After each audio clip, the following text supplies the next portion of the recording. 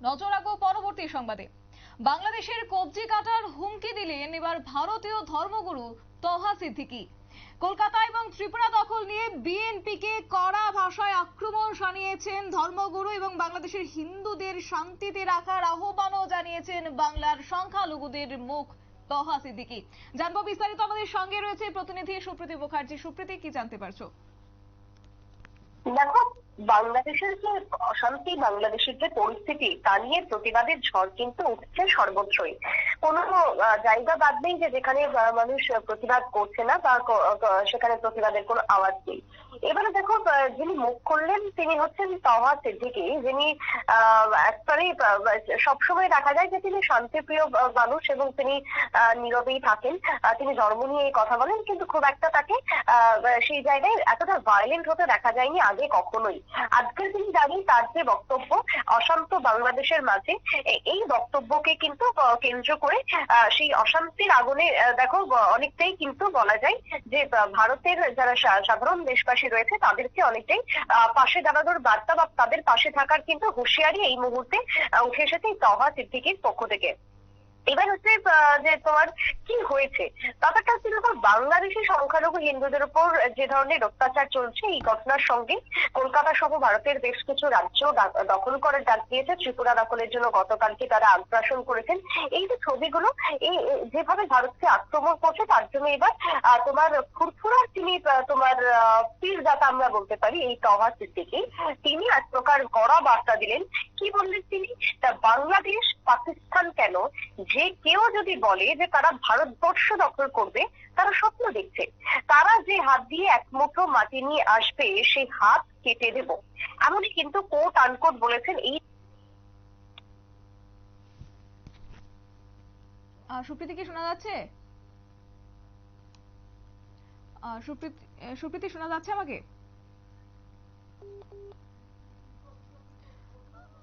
আমাদের প্রতিনিধির সঙ্গে যোগাযোগ বিচ্ছিন্ন হচ্ছে, আমরা যোগাযোগ করার চেষ্টা করব। তবে এই মুহূর্তে জানিয়ে রাখছি যে কার্যত বাংলাদেশকে পাল্টা এবার হুমকি দিয়েছেন এবং সেই সঙ্গে বলছেন যে 4 দিনের মধ্যে যে কলকাতা দখলের ডাক দিয়েছে বাংলাদেশ, সেই জায়গা থেকে একেবারেই সবটাই হচ্ছে হাস্যকর বিষয়, এমনটাই কথা বলেছেন তিনি তহা সিদ্দিকী। এবং একই সঙ্গে ভারত থেকে যদি এক মুঠো মাটিও তারা নেন, সেক্ষেত্রে তাদের কবজি কেটে নেওয়ার এক প্রকার হুমকি দিয়েছেন সংখ্যালঘু সেই ধর্মগুরু তহা সিদ্দিকী।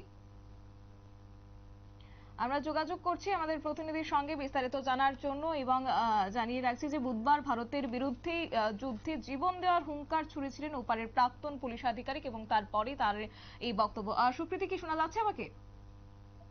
শোনা যাচ্ছে, হ্যাঁ, যেমনটা বলছিলে। দেখো, এই যে বুধবারের যে ফুরফুরার তোমার যে পীরদাতা এই যে তহা, তিনি যেটা বলেছেন যে ইংরেজকে আমরা তাড়িয়ে দিয়েছি, অর্থাৎ ভারতবর্ষ ইংরেজকে তাড়িয়ে দেশ স্বাধীন করেছে। আমরা হচ্ছি সেই ভারতবাসী এবং এই দেশ ভারতবাসীদের দেশ, যে এই দেশকে যদি কেউ কোনো রকম ভাবে চোখ তুলে তাকায় তার জবাব আমরা দেব, এমনই কিন্তু তিনি জানিয়েছেন। এবং তার এই বক্তব্য আজকের দিনে দাঁড়িয়ে অনেকটাই চাঙ্গা করছে দেশবাসীকে। বিশেষ করে দেখো, বাংলার আমরা যদি বলি সংখ্যালঘু অন্যতম মুখ যদি বলি, বিরোধী যদি বলি, বিরোধী বলা ভুল, সংখ্যালঘু বিধায়ক যদি বলি, এই যে নওশাদ সিদ্দিকী বা ধরো এই যে আজকের দিনে দাঁড়িয়ে যে ফুরফুরার যিনি পীরদাতা তহা সিদ্দিকী, এই যে তাদের যে বক্তব্যগুলো উঠে আসছে, তারা কিন্তু দেখো যদি আমরা ধর্মীয় ভাবে দেখি, তারা কিন্তু ইসলাম ধর্মের, কিন্তু তারপরও তারা ভারতীয় এবং তারা ভারতবাসী। তারা জানে যে ভারত কি জিনিস এবং বাংলাদেশের যে আচরণ, বাংলাদেশ যে অন্যায় ভাবে যেভাবে তারা তাদের কার্যকর্ম চালিয়ে যাচ্ছে, তার বিরোধিতা হতে কিন্তু কখনোই কেউ পিছুপা হচ্ছে না। আজকের দিনে দাঁড়িয়ে বাংলাদেশের যে পরিস্থিতি তৈরি হচ্ছে, তাকে কিন্তু একেবারে ন্যাক্কারজনক, অসভ্যতা, বর্বরতার থেকেও যা নিন্দনীয় হয়ে দাঁড়িয়েছে। এবার সেই জায়গায় দাঁড়িয়ে তহা সিদ্দিকীর এই যে বক্তব্য, তিনি আরো বেশ কিছু মন্তব্য করেছেন, যার মধ্যে হচ্ছে যে বাংলাদেশের কথা তিনি বলেছেন যে ওখানে কিছু সমাজ বিরোধীরা আছে, দেশদ্রোহীরা আছে, এখানেও কিছু সমাজ বিরোধী দেশদ্রোহী আছে, এরাই সব ভারত এবং বাংলাদেশকে নিয়ে হৈ হৈ করার চেষ্টা করছে। সাধারণ মানুষ বুঝে গিয়েছে সেটা সমস্ত কিছু। ভারতবর্ষের কিছু রাজনৈতিক তোমার লোক ঘোড়াজালে মাছ ধরতে শুরু করেছে, এরকম বক্তব্য কিন্তু উঠে এসেছে। তবে ভারতের দিকে যদি কেউ বারবার তিনি এটাই জানিয়েছেন, যদি কেউ আঙুল তুলে তাকায় বা যদি চোখ তুলে তাকায় তাহলে তার আঙুল কেটে নেব। আজকের দিনে দাঁড়িয়ে তহা সিদ্দিকী তিনি একেবারে অন্যতম তার ভাবমূর্তি আমরা চিরকাল দেখে এসেছি। তিনি শান্তিপ্রিয় ভাবে তিনি মসজিদে বড় বা মাজারে বড় তিনি ধর্ম প্রচার করে গেছেন, কিন্তু তিনি আজকের দিনে দাঁড়িয়ে যেভাবে ভাইলেন্ট হয়েছে সেটা কিন্তু অনেক কিছু বুঝিয়ে দিচ্ছে যে ভারতবর্ষ আজকে জানে যে যে ধরনের অত্যাচার চলছে তা আর চুপ করে সেটা মেনে নেওয়া অবশ্যই থাকা সম্ভব নয়। তাই এবার গর্জে উঠলেন এক প্রকার এই তহা সিদ্দিকী শতাব্দী। একেবারে সুপ্রীতি, যেহেতু আমরা প্রায়শই দেখতে পাই যে বাংলাদেশ সবসময় সংখ্যালঘু করে বা দুঃখিত বা মুসলিম তারা করেন, সেই ক্ষেত্রে আজকে ভারতবর্ষের মাটিতে দাঁড়িয়ে ভারতবর্ষের যারা নাগরিকরা রয়েছেন তারাই তো রীতিমতো সেখানকার বিরুদ্ধে সুর চড়াচ্ছেন বা তাদের সেখানে যারা সংখ্যাগুরুরা রয়েছেন তাদের বিরুদ্ধে সুর চড়াচ্ছেন। এই বিষয়টাকে কিভাবে দেখছো? শতাব্দী, আরেকবার যদি বোঝাও একটু প্রশ্নটা। সুপ্রীতি, যেহেতু বাংলাদেশ আমরা প্রায় সময় সম্প্রতি দেখতে পাচ্ছি যে সেখানকার যারা সংখ্যাগুরুরা রয়েছেন তারা কিন্তু রীতিমতো বলছেন যে ভারতের সংখ্যালঘুদের রীতিমতো আক্রমণ শানাচ্ছেন এবং তারা বলছেন যে ভারতের সংখ্যালঘুরা নিরাপত্তাহীনতায় ভুগছে। সেক্ষেত্রে আজ খোদ ভারতের মাটিতে দাঁড়িয়ে ভারতের নাগরিকরা যারা সংখ্যালঘুরা রয়েছেন তারাই তো সেখানকার সংখ্যাগুরুদের উপর এবার আক্রমণ শানিয়েছেন এবং সুর চড়াচ্ছেন। এই বিষয়টাকে কিভাবে দেখছো? দেখো, বাংলাদেশের যারা সংখ্যাগুরুরা রয়েছেন তারা যদি ভেবে থাকেন যে ভারতবর্ষে দাঁড়িয়ে এখানকার যারা সংখ্যালঘুরা রয়েছেন তারা ভালো নেই, তাহলে তারা ওই যে বারবার বলতে হয় যে মূর্খের স্বর্গে বাস করে, সেটা আজকের দিনে দাঁড়িয়ে আরো একবারই বলতে হয়। কারণ এখানে সংখ্যালঘুরাও জানে যে তারা কিভাবে আছে। ভারতবর্ষ হচ্ছে ধর্ম নিরপেক্ষতার দেশ, ভারতবর্ষ হচ্ছে সার্বভৌমত্বের দেশ।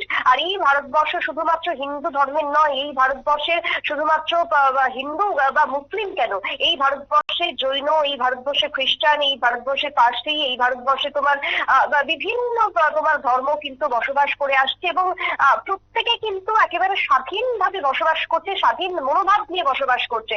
শুধু এক এবং একমাত্র দেশ এই বাংলাদেশ বুঝিয়ে দিল যে তারা কিভাবে তোমার অন্য ধর্মের প্রতি আক্রমণ আনছে এবং তারা একেবারে তোমার এই যে যেটা আমরা বারবার বলে আসছি যে ইউনূসের যে একেবারে তোমার সুকৌশল, ইউনূস যে একেবারে তোমার জামাতদের হাত ধরে বা তার ঘাড়ের উপর বন্দুক রেখে এই যে জঙ্গি গোষ্ঠীগুলো তারা যেভাবে তোমার সাজাচ্ছে বাংলাদেশকে, যে ছক করছে তাতে করে হিন্দু শূন্য করাই হচ্ছে মূল টার্গেট। তো সেই জায়গাতে দাঁড়িয়ে ভারত এই সমস্ত কিছুটা খুব ভালোভাবেই বুঝে গেছে, তবে খুব একটা পাত্তা দিতে নারাজ ভারত এখন এই মুহূর্তে দাঁড়িয়ে। এবং তার প্রমাণ আমরা পাচ্ছি এই যে সংখ্যালঘুরাই এখন মুখ খুলছে একের পর এক।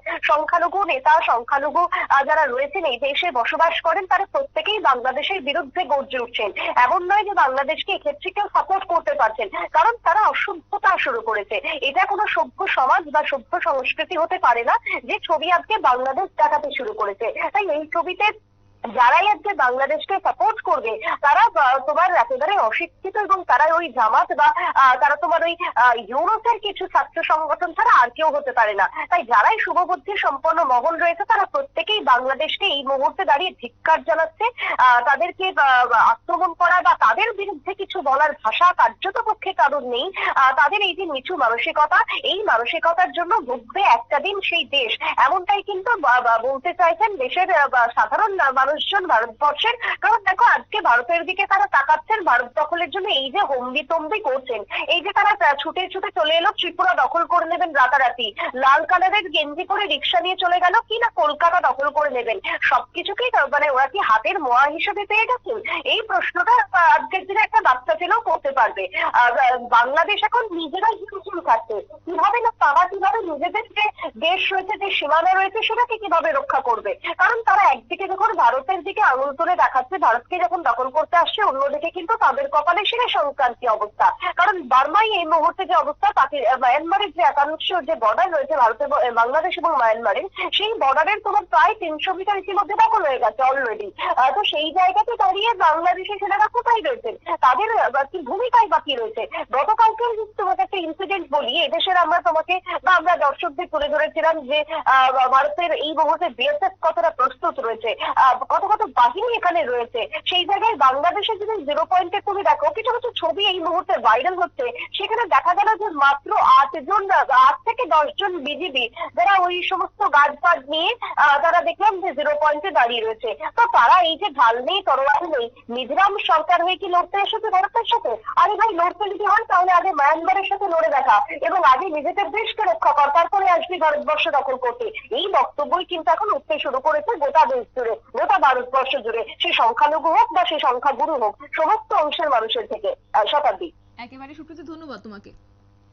বিস্তারিত বিষয় জানিয়েছেন আমাদের প্রতিনিধি সুপ্রীতি মুখার্জি। এবং কার্যত আজকের এই মন্তব্যের পর বাংলাদেশ বুঝুক যে যখন ভারতবর্ষের দিকে আঙুল তোলা হচ্ছে, তাদের সংখ্যালঘুরা নিরাপত্তা দিতে পারছে না সরকার, সেই জায়গা থেকে আজ খোদ সেখানকার দেশের এক প্রকার ভূমিকা নিয়ে প্রশ্ন তুললেন আজকে ভারতবর্ষের সংখ্যালঘুরা, এবং তারা বুঝিয়ে দিলেন যে ভারত একটি ধর্মনিরপেক্ষ রাষ্ট্র এবং ভারতে সবাই শান্তিপূর্ণভাবে বসবাস করছে।